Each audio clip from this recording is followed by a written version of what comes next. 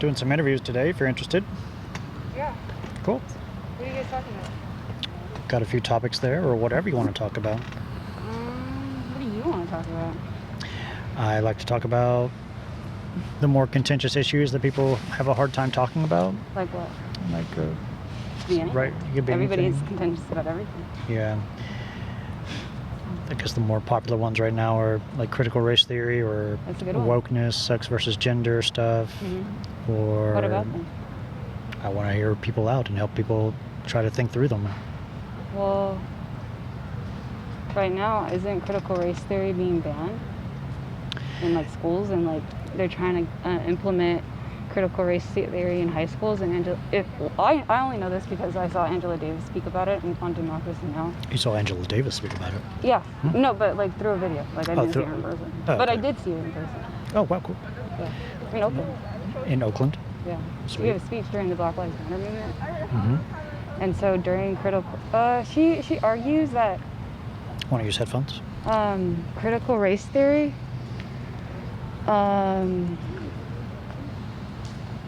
is essential to our learning curriculum because it argues that we have to acknowledge slavery in our Constitution, that slavery was never abolished. Because it's being taught that slavery was abolished with the Civil War, but it wasn't. General. It's in the 13th Amendment. In the 13th Amendment, if you read it, it says that slavery will be abolished except for prisons and indentured servitude, if you actually read the 13th Amendment. Mm-hmm.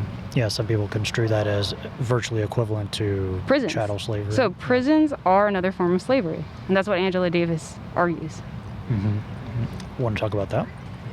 Yeah, we can talk. We're already talking about it, aren't we? Sure. Want to use headphones, or do you mind if I record? Is that cool? Yeah, that's cool.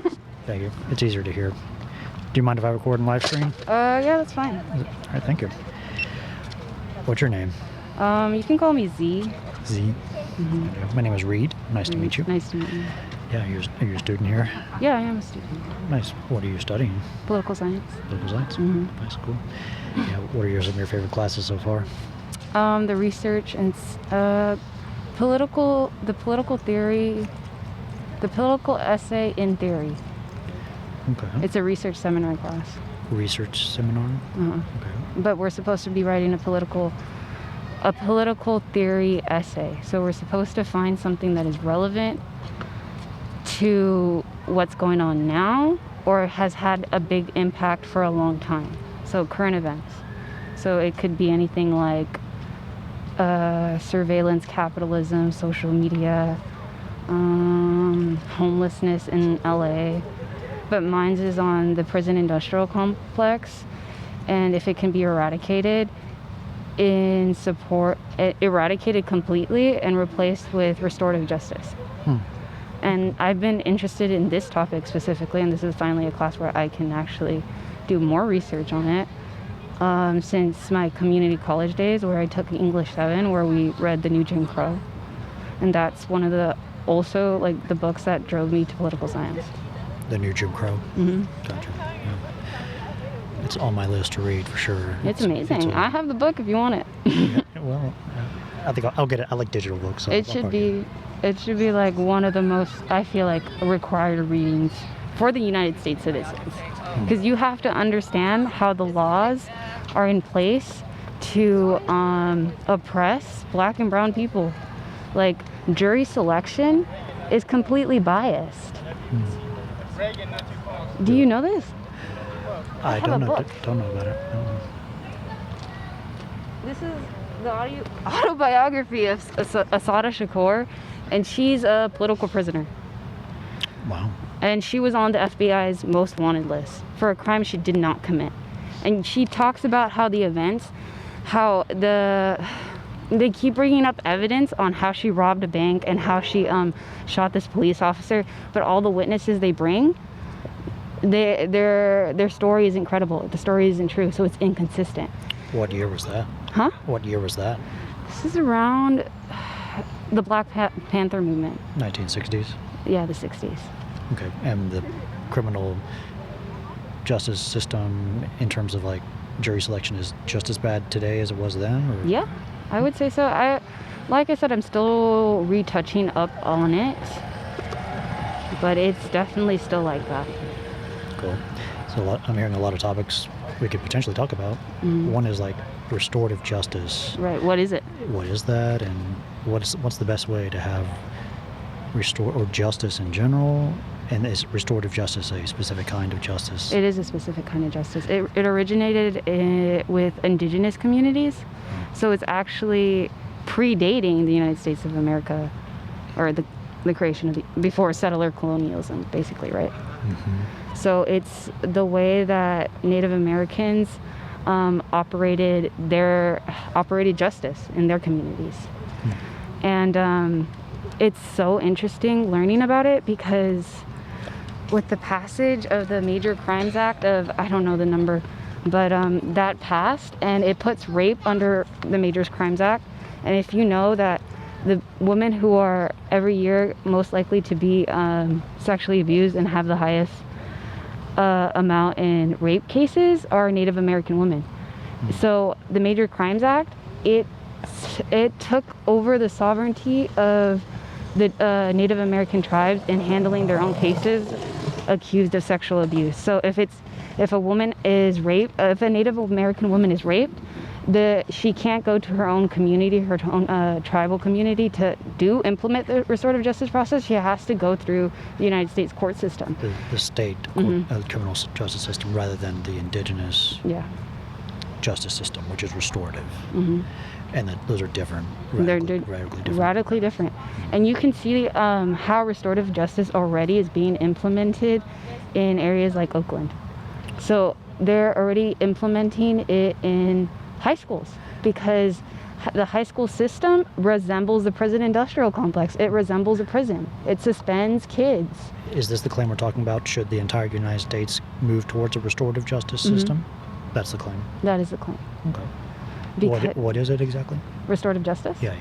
Well, I assume because I'm still doing my research, you have the victim, and it's different depending on the cases, right? Because sometimes the person who's committing the crime could be their own abuser. Like, you're committing a crime upon yourself. Like people who are drug addicts, right? People who are drug addicts end up going to jail, even though what they really need is psychological therapy, right? They need resources. Because most of the time when we're addicts, it's something in our brains.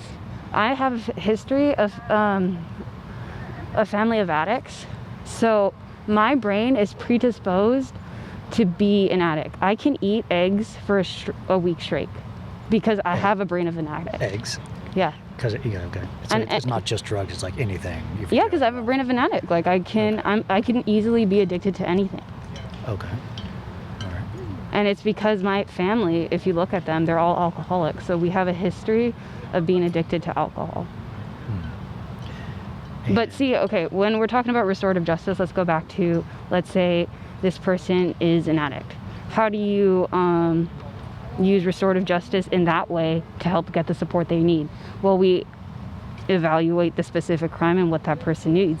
Is this person a person who is drinking away their problems? Are they poor? Are they homeless? Are they drinking because they have no housing? Are they drinking because they have psychological issues? Why are they drinking? So we bring in a therapist to help solve these issues. So rather than putting people in jail for possessing or using drugs, we could do alternative things like therapy or psychological help or stuff like that. Because drugs at the end of the day don't have to always be bad, right? It's just abusing the drugs that deteriorates your life, right? Because alcoholics, instead, like when they're stressed out, they'll go to drinking. That is not a healthy coping mechanism, because then you'll slowly just get addicted to drinking, because drinking will be your form of coping. Drinking is a form of coping. Right? So like I said, it's case-by-case analysis. You don't know what this person, their life, their history, and what they're going through. So we should take a restorative justice approach and use and analyze what's going on. Who decides what should happen for whatever case? Well, in the restorative justice communities, it's usually your own community. The community has to help out these people. It's your own community? Yeah, you go to your community and you have to see, like, Your community has to help you out, because who better to know you than your community? Because we're all in community. Is it like day. by zip code or by what? You're asking a hard question, because restorative justice has been implemented in different areas already, right? If it's implemented in the school system, like obviously you're going to go through the teacher. Like the teacher will tell the kid, let's say the kid is harassing another girl or something, you can take the victim and the perpetrator of the victim, and you prioritize the victim in that sense and be like, what does the victim need? Should they even be in contact with this abuser? Can they even have a resolvement? Yeah, And that would be through the school system. Who's a victim and who's not? And who's not? Yeah. Well, we have it talk. Well, at the same time, it's kind of like the criminal justice process, right? We have an objective person. An objective person. Like we're hearing both sides of the story. Okay, we try to get the objective reality of it by hearing people out from both sides. Yeah. Okay. And who listens to these different people and decides which is a victim, which is a perpetrator? People from the community. People from the community, right? Then the schools, it would be maybe the teachers, because the teachers have the most authority in that sense, right? Okay. So teachers would, in an ideal system, allot some of their time to dealing with these issues. Instead of suspending them, because usually teachers just take we're suspending and expelling this kid, and we're outcasting them from the community, and they're never going to be. They're just an issue that we don't have to deal with. We just want it to go away. Kind of how we deal with people. Like we just put people in prisons, even though we're not dealing with the main issue at hand. Yeah, and there's restorative is like trying to get to a good place, to the root cause of the issue, rather than punishing or that type of thing. Because if you think about it, our justice system is more punitive than it is restorative. Gotcha. Okay. Any other interesting examples to explore with restorative justice? What about like other crimes or something besides drugs?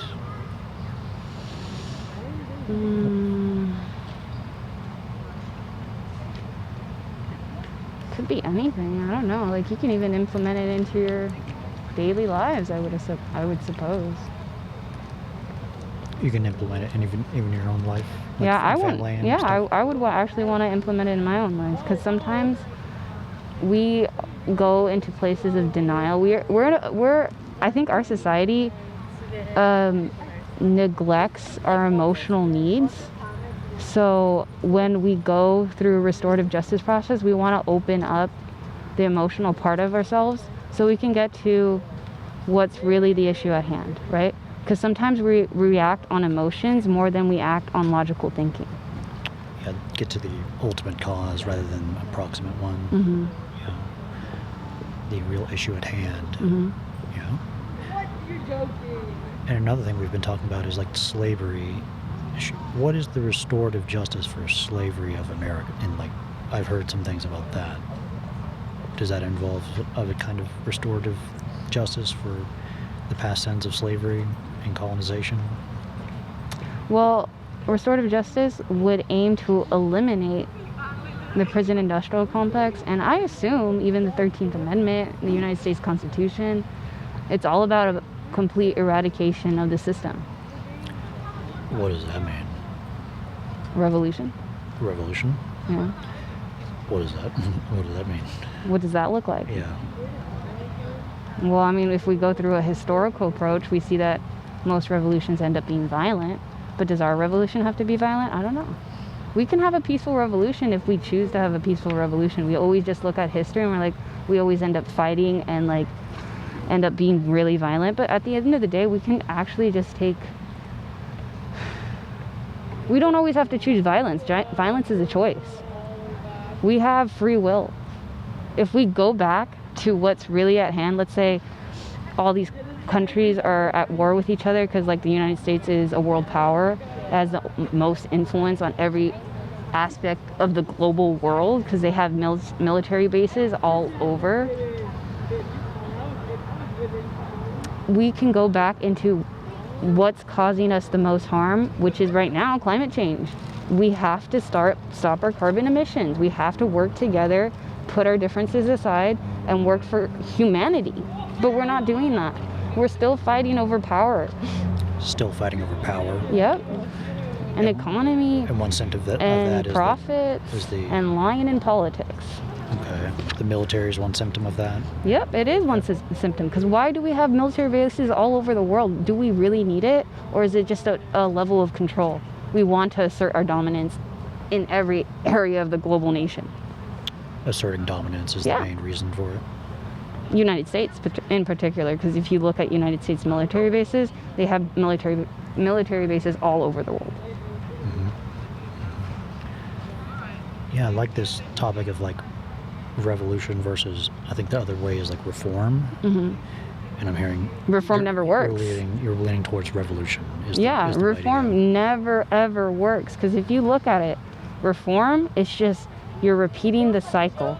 You're putting a band-aid to a solution that you need surgery. You don't need a band-aid, you need surgery. Yeah, these two are kind of answers to the broader question of like, what's the best way to achieve justice? Right, exactly. Revolution or reform. And we're saying revolution is the best way? Yeah, because we have to change our paradigm. We have to change our level of thinking. Us as a whole society. Yeah. And you can bring up enlightenment. What, the Enlightenment? Yeah, the Enlightenment period. Because if you bring up the Enlightenment period, that's when people were finally getting in touch with their emotional sides of themselves, right? Enlightenment was more getting in touch with emotional stuff? Yeah, and thinking about peace, inner peace. Look at, I'm just getting into all this, but Nirvana, heaven. This book is really great if you ever want to read it.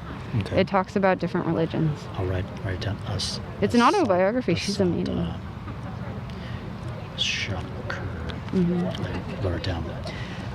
Yeah, I am very interested in that question of like, what's the best way to achieve justice? The revolution or reform approach. That seems to be a bright line that is, a good way to tell which way people are leaning in their politics. But it's not in our control. It's in the control of the elites of, let's say, not to bring, you can name it however you want it. There's people who are more powerful than us and they think they're smarter than us and they're thinking they're doing better, doing what's best for us. But at the end of the day, they're not doing what's best for us. They're trying to just keep power and control. It's the politicians, it's global military powers, these people who keep us dumb and keep watching TikTok and keep us with our phones every day, surveilling us, surveilling every fucking I stole this book. You stole? From the UCLA library. There's no censor, actually. It's actually Words of Change Queer, Powerful Voices, Inspiring Ideas. My friend asked me about a book, if I knew any books about queer stuff. And I come from the approach of, I never really liked the word queer. So this was my first time seeing it in the library and saying the word queer. I was like, okay, maybe this is the perfect book for her. And also I'm running low on money, and I stole it from the library. Wow. And I stole this from the library. Nothing scanned. No, they know there was no alarm system. They just trust people, right? Or do they have a surveillance monitor in the cameras that they keep track of us until we reach a certain point of stealing? Like, let's say I finally stole $600 worth of stuff, and they're gonna finally charge me and be like, "Hey, we have been tracking you down for this long. You've already stolen $1,000 of stuff worth maybe from Target or from UC." Like, how is the system gonna surveillance us in a way that we're not going to even notice it's happening? And it's already happening with our phones. Is that not a form of justice to have surveillance for No, that is prisons. Prisons are a form of surveillance. We operate in our society in a form of surveillance. So this is a way of getting back at like the system. Me, by stealing? By stealing? I guess it's just I come from a family who steals. It's just my natural tendency. In middle school, okay. I used to hang out with these girls. Let's not name them, right? Two other girls, and one would distract the cashier, and then both of us would be stealing the chips. The chips? Yeah. Why did we do this? I honestly don't know.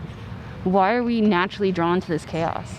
You feel you're naturally drawn to it? Yeah, I actually do think so. I think it's when you come from a family of chaos, you're drawn to chaos. It's the way you're raised. The way you're raised. Because everything starts from your early childhood memories. People with traumatic pasts end up repeating their trauma because of psychological reasons. I don't know. You've had a traumatic past? I did. And I can recall really early childhood memories. And they were really chaotic. I grew up in a Mexican family, and there was always violence on the TV. You know that movie Gothica? I saw that when I was 6 years old. That movie's about a psychotherapist trying to help people who are criminals. Is that Halle Berry? Yep. Halle Berry. And then her husband ends up being a serial rapist. And I watched that at 6 years old. And I remember my mom telling me she's not going to remember this. I took that movie and remembered it for the rest of my life. And I wanted to be a psychotherapist because I wanted to help people, but I also understood what was going on because I was also being sexually abused at the time. So I could understand the topic at 6 years old. Oh, Jesus Christ. So when you have a traumatic past, you're forced to be remembering things and making sense of what's happening to you. Because I was naturally drawn to these things from an early age. I was drawn to violence. I was like, I wasn't a violent kid. I was a kid who was gaslighted. So whatever happened to me, I'm pretty sure they were gaslighting me. So they made me feel like it was my fault. So everything I do now, Who? Your family? Who? whoever was sexually abusing me, I don't know, it's one or two people. Oh my gosh. Exactly. So as a kid, I grew up and I was like, I kept punishing myself. Why? Because they made me feel like it was my fault. In school, when there was a lunch fight, all the kids were throwing food, and they were like, who threw the first chicken nugget? And I said I did. I didn't. And then somebody else was like, no, she didn't do it. I don't know why she's saying that she did. And then I looked back at my childhood stuff and I was like, why was I doing that? I felt like I had to punish myself. And then when I got my first job at Toys R Us, I was late, and I wasn't even supposed, I was 40 minutes late. And by that time, you're not even supposed to, you can't clock in anymore. You have to talk to a manager and say, hey, I'm 40 minutes late, da-da-da-da. Instead, I just worked for free. I was just punishing myself. Wow. So I've been constantly punishing myself because of my childhood trauma. And that's what I've been making sense of. Do you have someone to talk to about this trauma? Like, I'm not qualified to No, go I'm not talking to you. Yeah. I mean, it's just, I'm trying to tell you all the things I've been drawn to. And that's what's bringing me hope and what's bringing me a sense of justice is reading books like this. A hope for a better future. Yeah, a hope for a better future. And one in which revolution is required to get there. And restorative justice, because restorative justice, I used to watch Angela Davis talks all the time, almost religiously. And one of her talks, she talks about the work of Faye Honey Knob or something like that. And she takes the prison industrial complex approach, and she says that if we are to completely eradicate prisons, we have to look at the viewpoint of everybody is deserving of restorative justice. And so the worst people that we logically think are the worst people that don't deserve justice, that deserve like the death penalty, are child rapists. And she takes that approach of we have to study child rapists because we have to see if we can forgive them if we're going through a restorative justice process. That seems like the ultimate test. If you know, like the worst of the worst, if they deserve it, then everything else follows that it deserves it. And that's not Angela Davis's approach, but she cites her work and saying that's an interesting point that I've never thought about. But that's taking a lot of forgiveness. So you really have to forgive somebody. What does that forgiveness come from? From within you. I don't know. Because for me, when you forgive somebody, you're mostly forgiving them for yourself first. Because you don't want to hang on to that anger, to that resentment, to that trauma. So you have to forgive them so you can move on with your life. Not necessarily they deserve the forgiveness. It's just like it's a method of moving on. Of closing the door, closing the chapter. Because if you just focus on the thing at hand, the trauma, it's never going to go away. Focusing on the trauma, it's not going to go away. So you have to forgive. If you read Are Prisons Obsolete, in the last chapter of her book, This white woman in South Africa during the apartheid, she has her son killed by this group of, I don't know, like black men. And then there's a trial court. And at the end of the trial, she forgives them. She forgives the people who killed her son. Wow. Think about that. The only person who actually does that, we talk about it, is Jesus Christ. Like, Jesus Christ absolves us from all the sins. He said, I'm going to take all the sin and forgive you guys so you guys can live in peace. Yeah, and It's forgiveness. it's a common theme in Christianity. Uh-huh. Like, It's a common theme in almost everything, if you think about it. In other religions too, because I've been reading the Four Agreements, and that is about this doctor who has indigenous roots in Mexico. He calls the Toltecs, and he used to be a doctor, but there was a point in his life where he was like, I have to go back to the roots of my culture. And I think what's telling me is to listen to my spirits. And he writes the Four Agreements. And he's like, once you enlist the Four Agreements in your everyday life, you'll live a better life. So at the end of the day, I think we all as a community and a society need to do more spiritual healing. more spiritual healing. Mm-hmm. That's a good like root cause of it, a lot of issues. Because we have to forgive sometimes, and that's the hardest thing you can do. Mm-hmm.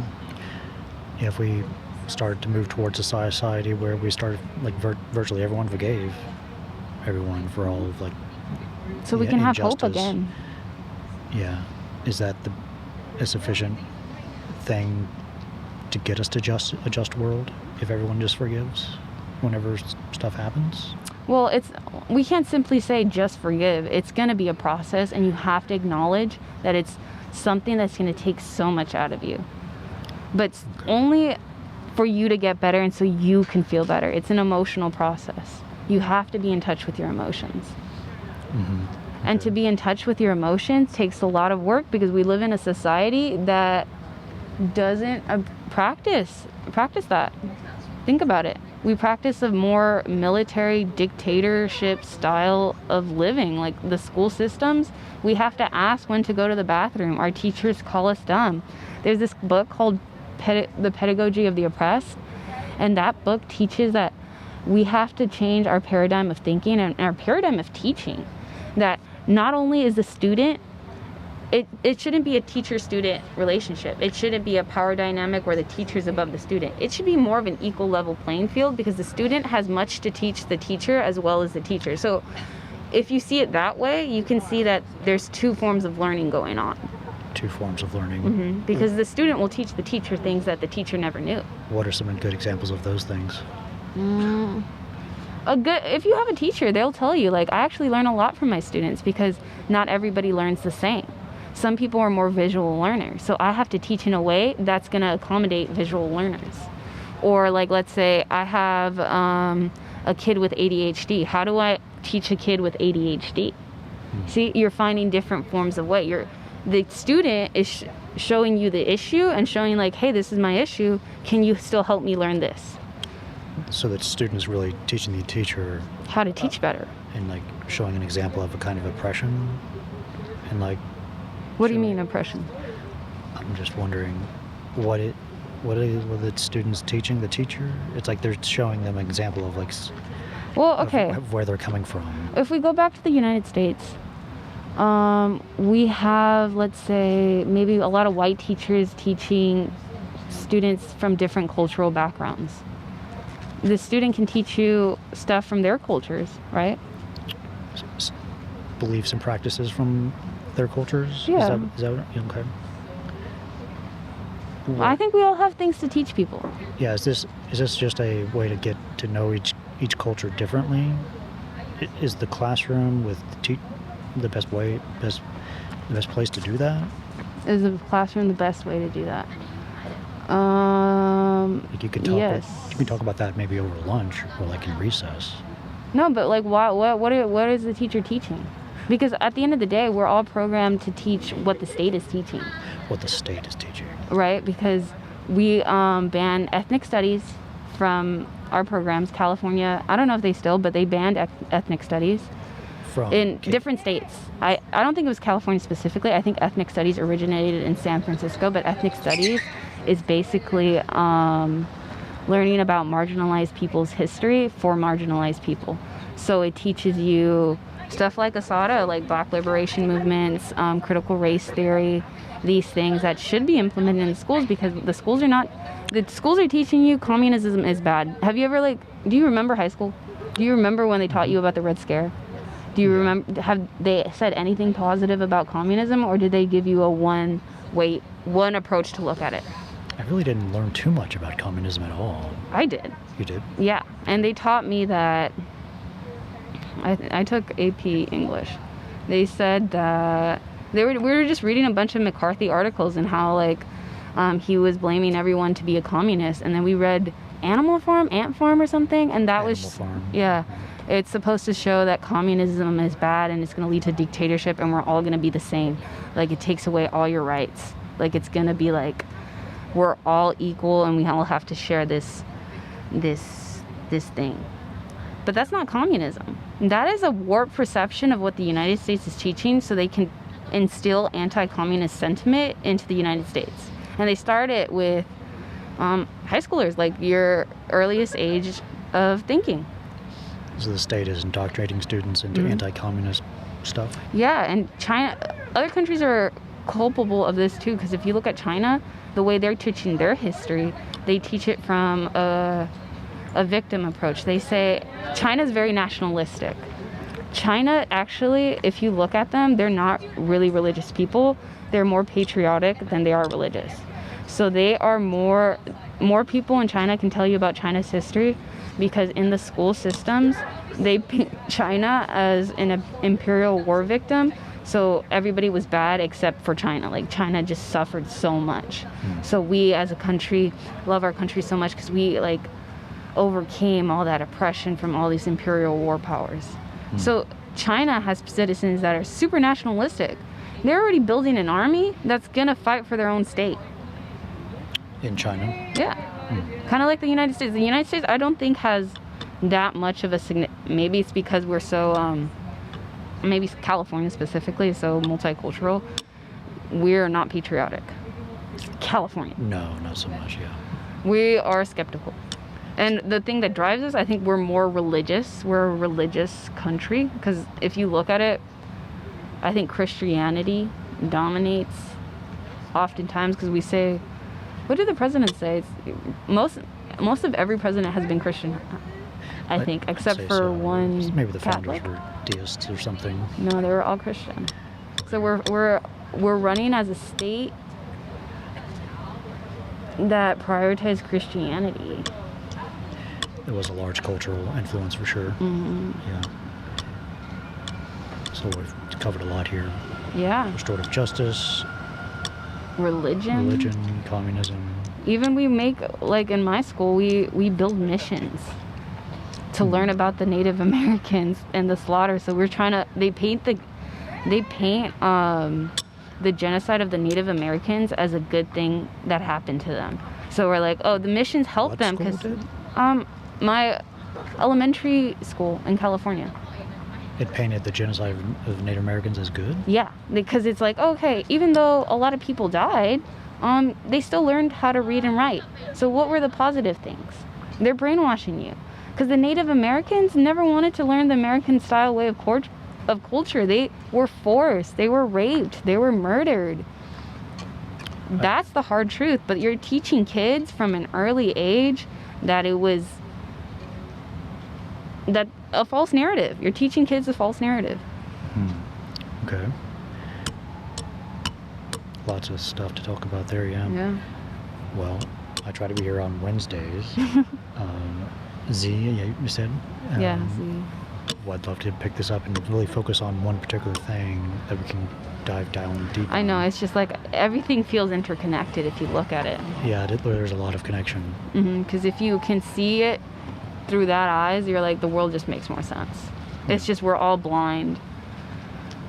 I would say to enlightenment. I think we should just be enlightened again. Be enlightened again. Yeah. Gotcha. Because has been enlightenment movements. I just have to, like I said, I'm a student studying. I'm not a professor. but it's all very interesting. Definitely. All right, well, cool. Thank you so much. I like to give whoever talks to me one of these little puzzle pieces. Feel free to pick really? a color, and if you see me again, you can come back and get another color. Okay. And they all fit together if you have 3.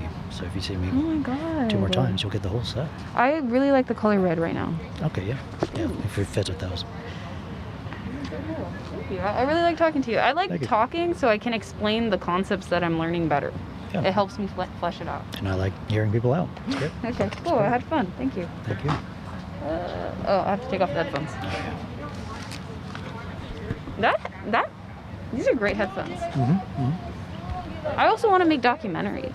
You do? So I've been trying to look at film cameras. I bought the Blackmagic 6K. I'm just looking for a better lens.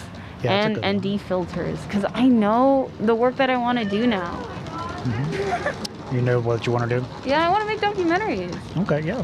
Because I feel like documentaries is a way that we can all learn. Because what do people... Okay, obviously TikTok, because we're all on our phones, and our ADHD and our attention span is shrinking. Yeah. But movies could... I feel like movies is my favorite form of art piece. Like, if we can stick to having people stay in the movie theaters and watching movies, it's just such an easy way to learn, because you're watching a story. Yeah. I'm on YouTube as well. Maybe that'd be a good place to practice to build up to the movie. I agree. Yeah. It's really good. Yeah. Thank you, Izzy. See ya. What's your name again? Reed. Reed? Mm-hmm. Nice meeting you. Nice meeting you.